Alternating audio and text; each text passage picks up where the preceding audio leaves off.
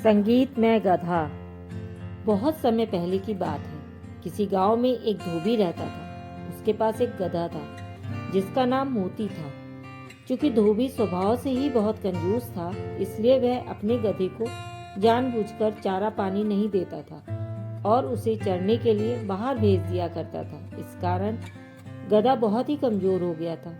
फिर जब एक दिन धोबी ने गधे को घास चरने के लिए छोड़ा तो वह चढ़ते चढ़ते कहीं दूर जंगल में निकल गया।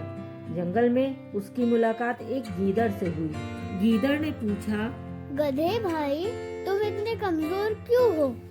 तो गधे ने जवाब दिया, मुझसे दिन भर काम करवाया जाता है और मुझे खाने के लिए कुछ भी नहीं दिया जाता है। यही वजह है कि मुझे दिन भर इधर उधर भटक भटक कर अपना पेट भरना पड़ता है। इस कारण मैं बहुत कमजोर हो गया हूँ। गधे की यह बात सुनकर गीदड़ कहता है, मैं तुम्हें एक उपाय बताता हूँ। यहाँ पास में ही एक बहुत बड़ा बाग है और उस बाग में हरी भरी सब्जियाँ और फल लगे हुए हैं और मैंने उस बाग में जाने का एक खुफिया रास्ता भी बना रखा है, जिससे मैं रोज रात को जाकर बाग में हरी भरी सब्जियाँ और फल खाता हूँ और यही वजह है कि मैं एकदम तंदुरुस्त हूँ। फिर गीदड़ की बात सुनते ही गधा उसके साथ हो लेता है। फिर गीदड़ और गधा दोनों साथ मिलकर बाग की ओर चल देते हैं। अब बाग में पहुंचकर गधे की आंखें चमक उठती हैं। इतने सारे फल और सब्जियां देखकर गधा अपने आप को रोक नहीं पाता है और बिना देर किए वह अपनी भूख मिटाने के लिए रसीले फल और सब्जियों का आनंद लेने लगता है। फिर गधा और गीदड़ जी भरकर खाने के बाद उसी बाग में सो जाते हैं। फिर अगले दिन सूरज निकलने से पहले गीदड़ उठ जाता है और फौरन भाग से निकलने के लिए कहता है।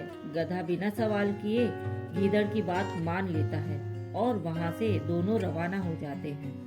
फिर वो दोनों रोज मिलते हैं और इसी तरह बाग में जाकर हरी भरी सब्जियाँ और फल खाते हैं। धीरे धीरे समय बीतता गया और गधा तंदुरुस्त होता गया। रोज भर पेट खाना खाकर अब गधे के बाल चमकने लगे थे और उसकी चाल में भी बहुत सुधार हो गया था।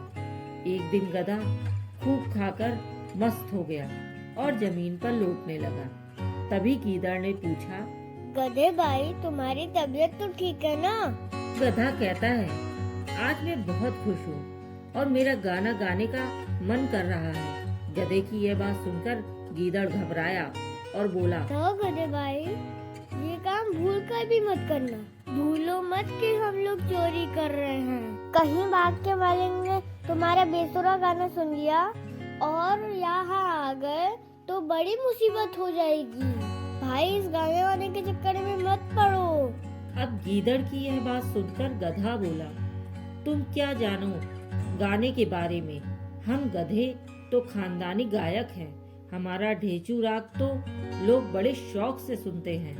आज मेरा गाना गाने का बहुत मन है, इसलिए मैं तो गाऊंगा। अब गीदड़ समझ जाता है कि गधे को गाने से रोक पाना बहुत मुश्किल है। गीदड़ को अपनी गलती का आभास हो जाता है। गीदड़ बोला, गधे भाई, तुम सही कह रहे हो। गाने वाने के बारे में हम क्या जाने। अब तुम बता रहे हो तो मुमकिन है कि तुम्हारी सुरीली आवाज सुनकर बाग का मालिक फूल माला लेकर तुम्हें पहनाने जरूर आएगा। अब गीदड़ की बात सुनकर गधा खुशी से गदगद हो जाता है। गधा कहता है, ठीक है, फिर मैं अपना गाना शुरू करता हूँ। तभी गीदड़ कहता है, मैं तुम्हें फूल माला पहना सकूं, इसलिए तुम अपना गाना मेरे जाने के 15 मिनट बाद शुरू करना, जिससे मैं तुम्हारा गाना खत्म होने से पहले यहाँ वापस आ जाऊँ। अब गीदड़ की यह बात सुनकर गधा और भी ज्यादा फूला नहीं समाता और कहता है, जाओ भाई गीदड़, मेरे सम्मान के लिए फूल माला लेकर आओ। मैं तुम्हारे जाने के 15 मिनट बाद ही गाना शुरू करूंगा। गधे के इतना कहते ही गीदड़ वहां से 9-2-11 हो जाता है। गीदड़ के जाने के बाद गधा अपना गाना शुरू करता है। गधे की आवाज सुनते ही बाग का मालिक लाठी लेकर वहां पहुंच जाता है। अब वहां गधे को देख बाग का मालिक कहता है कि अब समझ में आया कि तू ही है जो मेरे बाग को रोज चढ़ के चला जाता है। आज मैं तुझे नहीं छोड़ूंगा। इतना कहते ही बाग का मालिक लाठी से गधे की खूब जमकर पिटाई करता है। बाग का मालिक की पिटाई से गधा अधमरा हो जाता है और बेहोश होकर जमीन पर गिर जाता है। तो इसलिए कहा गया है कि अगर कोई हमारी भलाई के लिए कोई भी बात समझाता है तो उसे मान लेना चाहिए। कभी कभी हालात ऐसे हो जाते हैं कि दूसरों की बात ना मानने से हम मुसीबत में